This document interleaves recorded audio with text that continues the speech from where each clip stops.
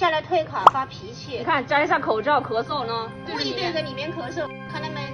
这个穿黑色衣服的男的，武汉人，高烧39度，4天，然后在我们医院看发热门诊那一刻，开药没有药，下来退卡发脾气。你看摘下口罩咳嗽呢，故意对着里面咳嗽。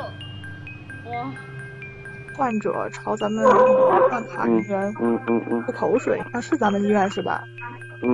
现在这个事情我们有公安部门已经介入在调查，两个公司没问题，跟你们关系啊，都做了相关检查。